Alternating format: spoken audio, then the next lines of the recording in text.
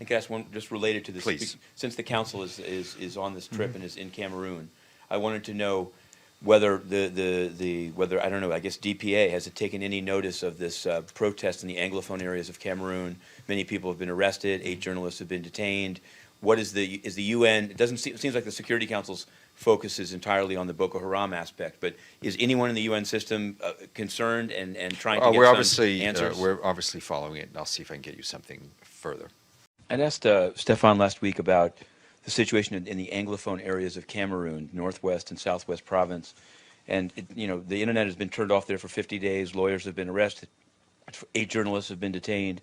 So I wanted to know, he said that the UN was following it and that he would try to get something. Do you have something? And also, what does it mean to say the UN is following it? And what does it think about how people in those 2 regions are being treated? Yeah, we monitor these situations, including through our desks. But with Cameroon, as with other countries, we're concerned about any detentions of journalists. We want to make sure that there's respect for freedom of expression and for the rights of the media.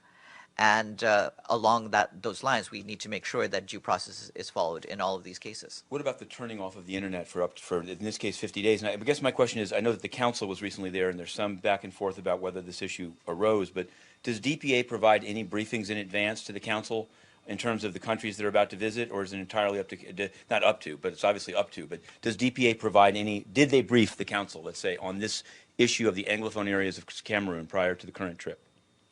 I'm not aware whether they briefed specifically about the Anglophone areas of Cameroon. They have provided information that's relevant prior to the trip. One quick thing. When you were back there, I don't know if you heard the briefing or not, but there's been a question about Cameroon and the Anglophone areas. And Stefan said that the UN is, quote, following it. There seems to be no kind of formal statement. But are you following it? And what do you think of it seems to be getting worse? Is there something that DPA could or will be doing? I mentioned the West Africa office under Mohammed Ibn Chambas, and we have an office in Libreville, Gabon, a UN office for Central Africa, UNOCA, headed by Francois Fall, a very talented and experienced Ghanaian diplomat. And UNOWAS has had 2 missions to the Anglophone areas of Cameroon in the past couple months. Francois Fall has been in touch with the leaders of Cameroon to talk about ways to address grievances and reduce tensions. So we're very much engaged on this, and it is another example where we want to be working on prevention. I wanted to ask you, during your trip in Cameroon, there's an issue that's been existing since November of the Anglophone areas, which have no internet for 52 days. There's been teachers arrested, no schools. So I'm wondering, one council member said that it did somehow come up in meetings, but what was the issue raised at all, and what response was given by the government to this ongoing cutoff of the internet and abuse in this area?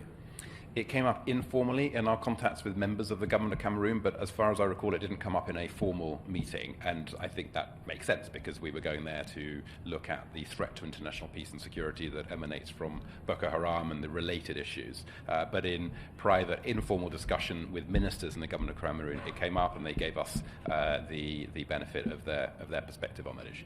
Do you think that I know that UNOCA has sent two visits there. Is there any Security Council role that can be played in trying to preventively deal with this issue? I don't think it's an issue that's on our agenda per se. Obviously, we keep an eye on a radar across the world, but we have to make a judgment about whether something is a threat to international peace and security. And at the moment, I think our judgment would be that issue is an issue which is confined within Cameroon without international aspects. Okay, thank you. But we keep that under constant review. Okay, thank you very much.